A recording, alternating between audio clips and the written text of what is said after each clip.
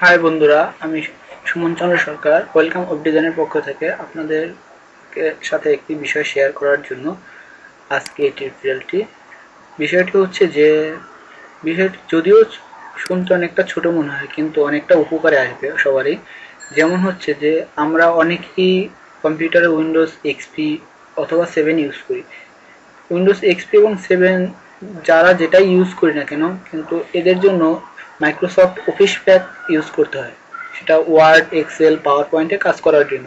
আমরা সবাই এই জিনিসগুলোর সাথে মোটামুটিভাবে পরিচিত, কারণ সবাইকেই কিছু না কিছু কাজ করতে হয় এই মাইক্রোসফট অফিস দিয়ে।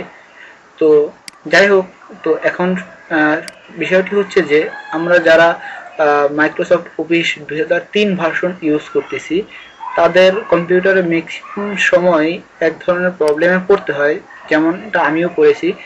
যে হচ্ছে আপনার যারা 2003 ইউজ করেন তাদের প্রত্যেকটা ফাইলের এক্সটেনশন সাধারণত 3টে জিনিস দিয়ে হয়। যেমন আপনার এখানে দেখেন যে আমি একটি মাইক্রোসফট ওয়ার্ডের অফিসের ডকুমেন্ট পেজ নেই।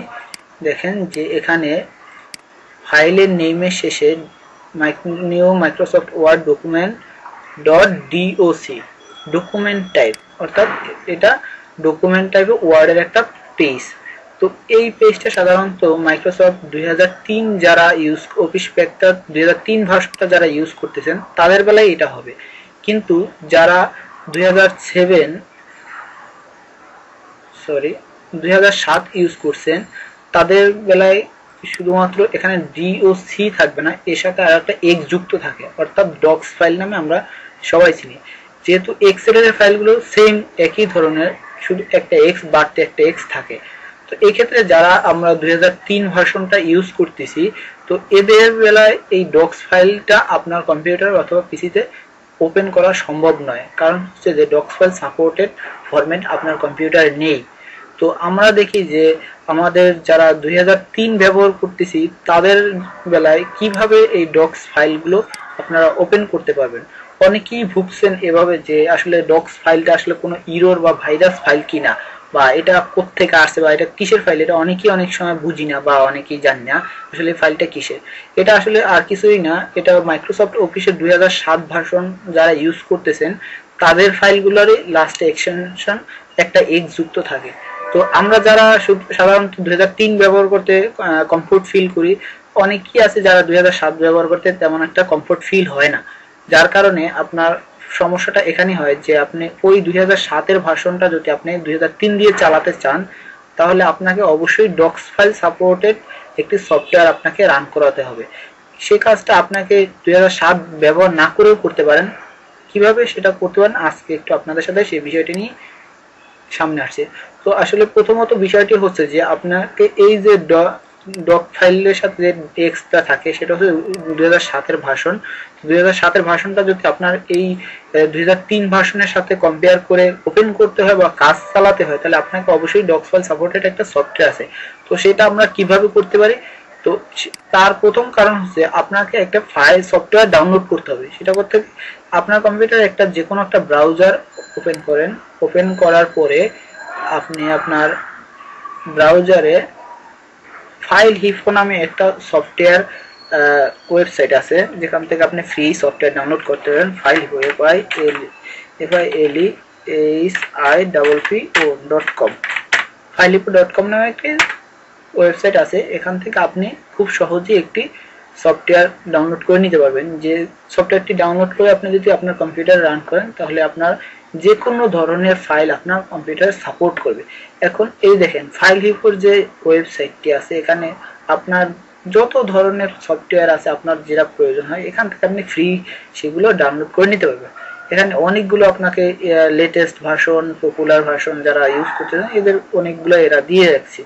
তো যাই হোক, এখন আপনার যেহেতু দরকার যে আপনি ডক্স ফাইলটা কিভাবে ওপেন করবেন, এর জন্য আপনাকে প্রথমত ওয়ার্ড ভিউয়ার নামে একটি সফটওয়্যার আছে, এই সফটওয়্যারটি আপনাকে ডাউনলোড করতে হবে। এখন যেহেতু এখানে আমার দেখা যাচ্ছে না, আমি অতএব এখানে একটা ওদের সার্চ ইঞ্জিনে আমি লিখি এটাকে ওয়ার্ড VIEWER ওয়ার্ড ভিউয়ার নামে যে সফটওয়্যারটি আছে এই সফটওয়্যারটি আমি ডাউনলোড করব। আমি এটাকে এন্টার প্রেস করি।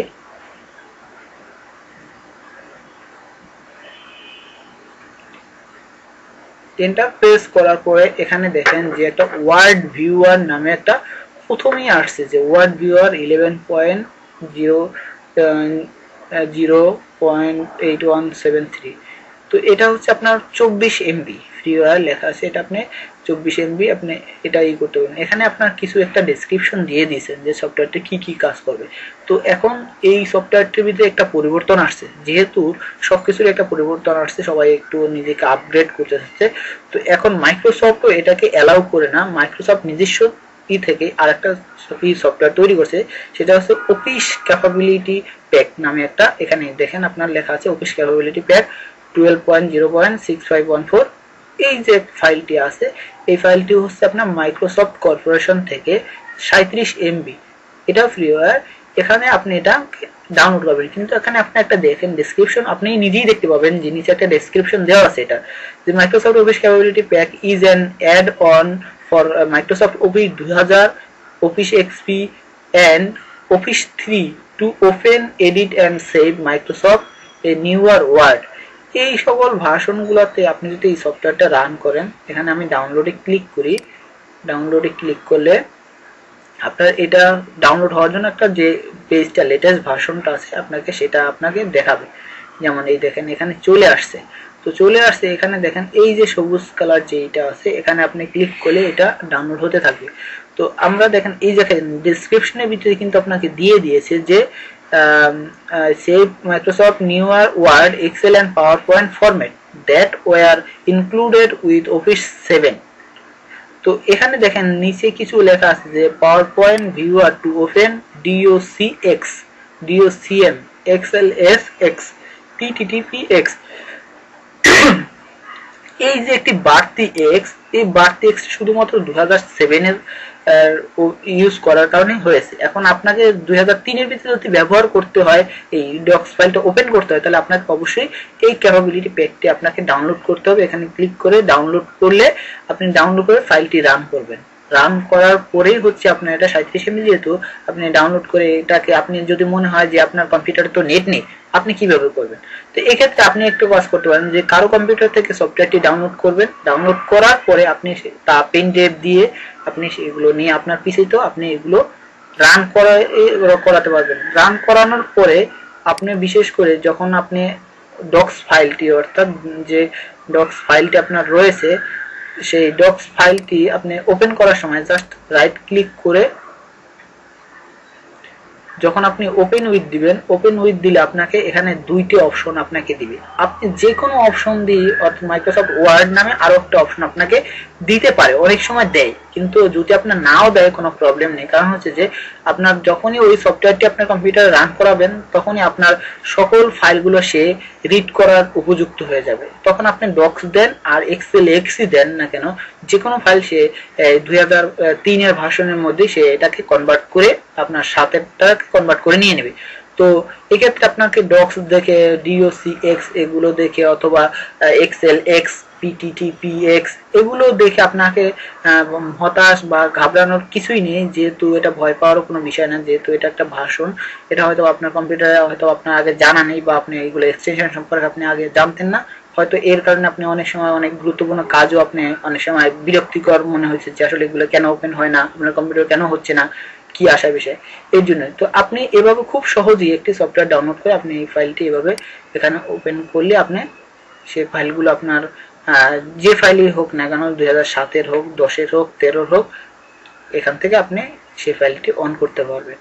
তো আশা করি আপনাদের এই ভিডিওটি অনেকেরই উপকারে আসবে।